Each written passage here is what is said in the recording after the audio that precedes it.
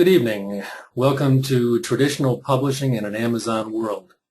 Stan and I have talked about our various topics quite a bit over the years on our own. This is the first time we've ever done a webinar together, but we're going to give this a shot. And he and I have been friends for about 30 years. So we'll have some fun and impart some good information tonight.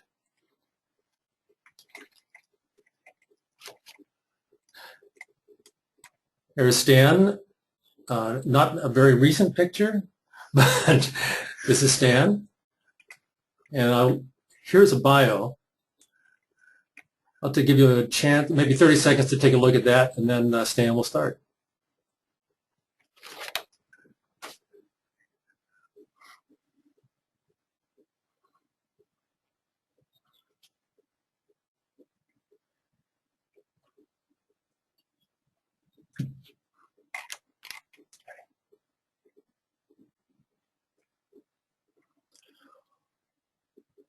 Oh, we have a problem here.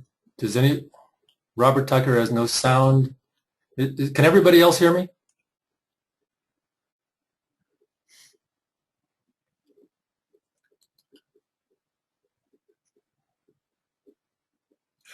Okay, we have an issue with, okay, Robert. I'm going to unmute Robert and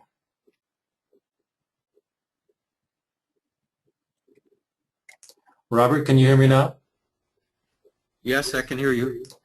Were you able to hear me before or just now?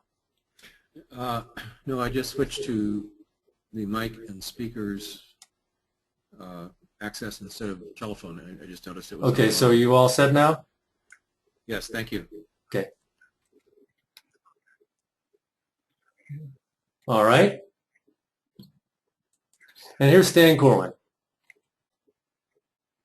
Hi, good evening. Good evening to all of you on the West Coast and many of you on the East Coast who are taking this, and good morning to some very special dear friends who are taking this seminar in South Africa, and they're tomorrow morning, I believe. So I'm going to talk about what we refer to as traditional publishing, in which I grew up. And I guess if you went right back to the very beginning, that at the time of Dickens and Thackeray and Hardy and those guys, that books were published in a serial format.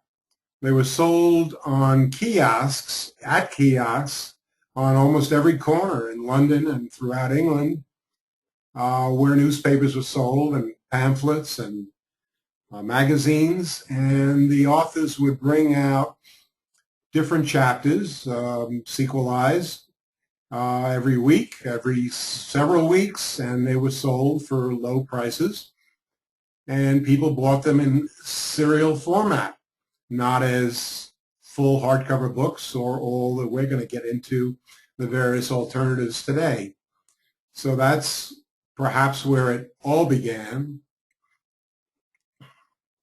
Now, when I started in traditional publishing in the late 60s and then in the 70s and subsequently the 80s, there were some 60 major publishing houses in New York. And of course, there were a number of independent houses around the country who specialized in various subjects. But there were major houses in New York. Curiously, I was with three that typically are no longer in existence anymore. They are still around as imprints, but swallowed up by major companies. And there were then more editorial markets, obviously, for submission. You had your choice of so many houses that you could go to into being able to submit your book and to be published. The only sales outlet back then was the bookstore, your friendly neighborhood bookstore. It was certainly pre Barnes & Noble and Borders and the superstores, but you went to your local independent bookstore where you probably knew the owner, who was very knowledgeable about books, and you could sit and schmooze with him and talk all day about the latest bestsellers. They weren't discounted, and it was very homey and very pleasant and a very lovely literary atmosphere. It was long before there were Amazon or e-books or other venues to sell books. Every once in a while, I'll tell you a curious story. When I was at Grosson and Dunlap Publishers, we published a line of horoscopes. As you know, there are 12 books in a horoscope. We put them out in a counter dump. You've seen them where they're all placed in these little cardboard dumps. It was meant to be sent to a stationery store, and it didn't get there. Somehow it got to the butcher shop next door, and the salesman went there and found out about the missed shipment, went to the butcher shop, and he saw them on the counter between the chopped meat and the roast beef. And he said to the butcher, he said, "Oh, I'm so sorry. These were meant for the card and greeting shop next door." And the butcher said, "I'm so glad to see you." He said, "I'd like to reorder." So I learned from that you never know where books are going to sell, perhaps maybe in butcher shops. True story. Now, then the idea or notion of publishing your book with a vanity press was a terrible stigma, a no-no. There wasn't any printing on demand. You paid a lot of money to have at least 5,000 books printed, and after you try to sell some, and after you gave them away to all of your relatives, you ended up with a garage full of books. There weren't any outlets, and although the vanity presses said, yes, we're legitimate, we will get your book into major bookstores, that never materialized. So there was little or no self-publishing then, and it wasn't de rigueur to have that kind of thing done. You had to depend on the major publishing houses. Book publicity at that time related to authors going on tour. Certainly the major names, and you wanted to go tour every city.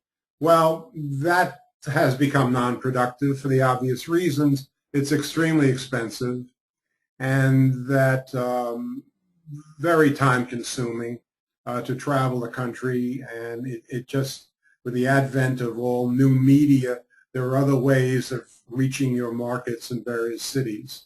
You depended on print publicity, and particularly on reviews in newspapers and magazines. Well, as you know, there are less magazines than ever before. There's certainly not highlighting and printing new reviews of new books. As far as a matter of fact, sadly to report, where I live, and Stephen lives, in Los Angeles, the largest individual market in the United States, supported by one newspaper, the LA Times, they gave up in the past year, very sadly, their book review section. They have no book review section, and I understand the Washington Post doesn't either, and it's sad for me, being a traditionalist and growing up in this business that I've always loved, to see that there's less dependency on reviews. Now, subsidiary rights was an area that I was fortunate to get into right from the outset. It then grew and materialized as a very lucrative adjunct to the sales of books. As you know, books were returnable. They went out, they came back. You never knew what a final sale might eventuate. So that subsidiary rights went right to the bottom line. And those markets then were primarily book clubs, like Literary Guild, Book of the Month Club. There was serialization in magazines, which hardly exists today. There were certain film rights, but not as many markets. and there was a semblance of foreign publishers who were actively buying some American books. But there were not any ways of necessarily reaching them, so that there was the Frankfurt International Book Fair and very little else, and the foreign publishers and domestic publishers here had little chances to interact with each other. Now, there was only one format back then, the book. Yes, you read a book, no matter how big or small it was, or then the trade paperback became a very popular alternative. But if you went on a vacation and you went far away, you had to pack all of those books. I still do. More about that later from my friend Stephen, and we'll discuss that. There was the role of the agent at that time. We don't know who this guy is, but he represents the agent then, and it was sort of the only way to get published at that time. You know, why? Because that agent typically had a literary background and knew books. There were less of the instant celebrity books. There were less of the how-to books. There were more novels, good books, and of course the agent had all the contacts. You didn't, we didn't. The agent had the contacts and could reach the marketplace, and that was his or her advantage. Special sales and merchandising was an area that I got into quite heavily back in the 70s, 80s, and then even beyond that, because those were non-returnable sales. Now, if you sold a book to a premium market, they were ways of a major company selling a product and then offering a book as a premium. The most dramatic example that I can relate to you, which I will never forget, is that having lunch one day with a very close friend of mine who was in the manufacturing business and product business, and he was dealing with various clients like cereal companies, and I was at Grosset and Dunlap, who published all of those books we grew up with, the Nancy Drew series, Hardy Boys, Tom Swift, etc. So somehow we got together, and we ended up, and I don't have time to tell you the entire story. It's wonderful that two friends could do this, but we placed Nancy Drew and Hardy Boys on the back of the box tops, cereal boxes of post-Raisin brand cereal. And the results were that our advertising and offer of our books as a premium to post-Raisin brand was on 20 million cereal boxes of Post. 20 million. That was some time ago. They not only bought many books from us to use in the premium as a starter set, but what it did to boost our sales was an extraordinary premium tie-in that one can look for, and I guess still today, more about that a little later. We also can make, publishers can make then, and I've been involved with custom-made books. In other words, you go to a company and appeal to their ego and their pride, and we have a special book for you, and we can print it with your imprimatur, a logo on the book, a message from your chairman or president, and they will be your books. Of course, the advantage of the publisher is you can't send them back. They're yours. Pay for them. And so there were many book tie-ins then where you could tie books in with other products, and it still is existent today. You've got to just stretch your imagination, and some of these things may come to be very lucrative. Then came the conglomerates, and they came in a big way. in the 80s, 90s, a consolidation of the book business because the profit margins were very minimal. There were too many publishers, and they started buying up the little ones. And there was always somebody bigger who bought that up. And it shrunk the book business, and there became much fewer outlets for authors and for books to be published at that particular time. There were Random House, is an amalgam today of what was once, when I started, 20 different publishing houses. Among them, Doubleday, Dell, Bantam, Crown Books. They're all part of Random House. And if you think that's the end, no. Random House, in turn, is owned by a bigger media behemoth, Bertelsmann, out of Germany, a giant world media empire. So they own Random House. Now, what has transpired is that you may have read, and this is about to take place, Random House and Penguin, which is another giant conglomerate out of England. They're going to merge their United States publishing operations. So why is this all done? You can maintain an imprint, but you have common warehousing, you have common printing, you have reduction of people, and it's a lot cheaper and perhaps more profitable with regard to the conglomeration process. Now, along the way, Barnes & Noble came along. It started once as a book outlet at NYU Bookstore, and it grew and grew, and Barnes & Noble acquired the couple of other little book chains, and then Borders came along, and they acquired Walden Books, and there were two giant book superstores, Barnes & Noble and Borders, and a couple of smaller ones. There were Crown Books for a while, and the independent bookstores started going out of business. The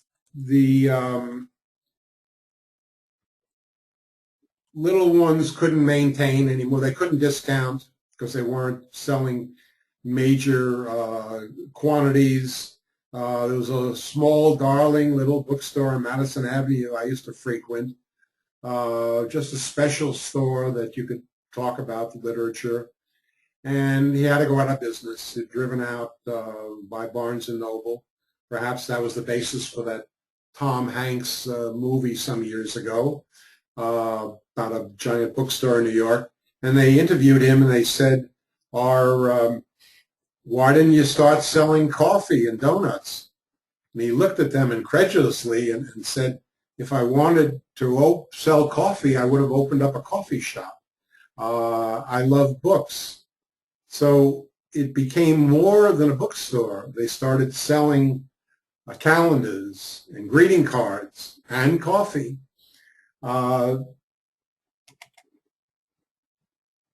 Then there was some good news.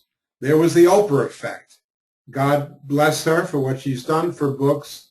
She started having more authors on her show, and then she selected the Oprah Book of the Month.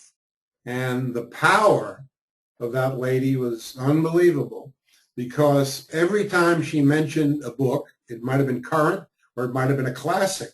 Among her classics were things like Faulkner's The Sound and the Fury and Fitzgerald's The Great Gatsby. So she went back in time and she had present books. And every time she mentioned a book, the publisher was required to put her imprimatur on the book, an Oprah selection, and they sold about 1 million additional copies, 1 million, because of Oprah's mention.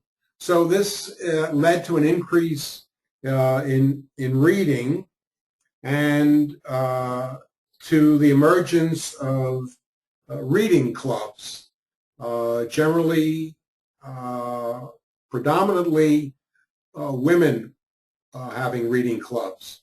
I don't know why that exactly is by gender, but women, maybe many of you, belong to reading clubs, and I think it's wonderful. I recommend to many reading clubs, not as a living or getting paid for it, but they know I know advanced books and have a lot of opinions on books.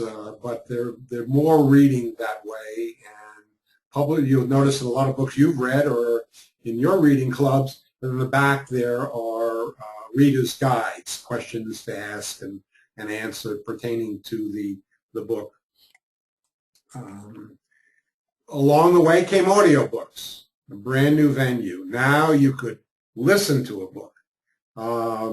So that would supplement the reading of a book, and it also enabled many people who spent hours commuting on the road to listen to books.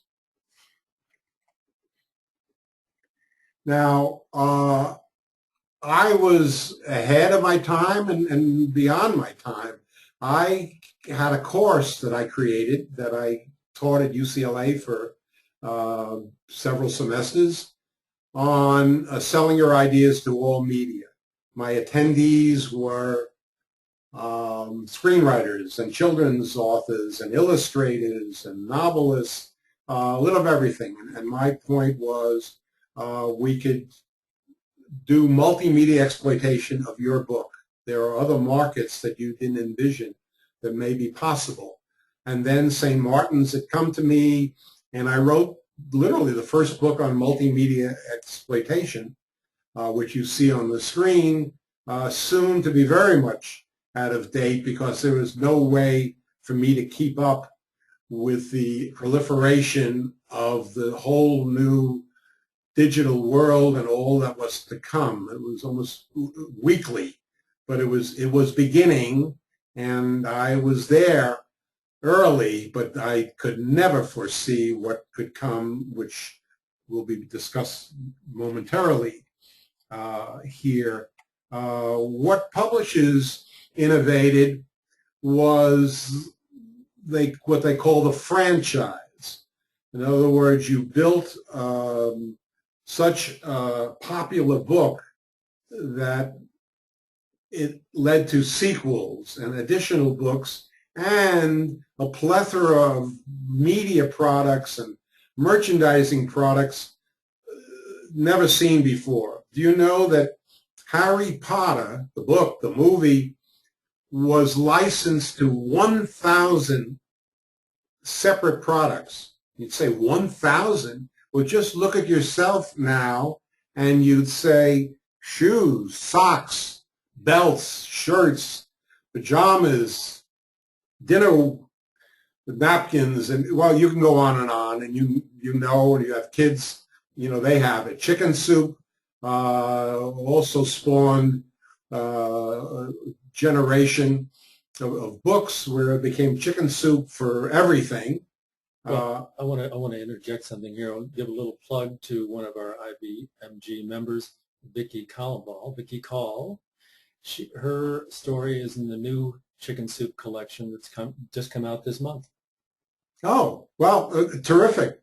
So the authors said, we can't write all these chicken soup books.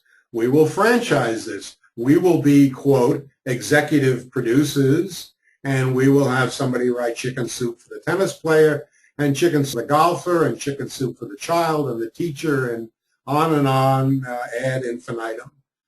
So there have been many such products, and even in fiction, which you'll talk about a little later.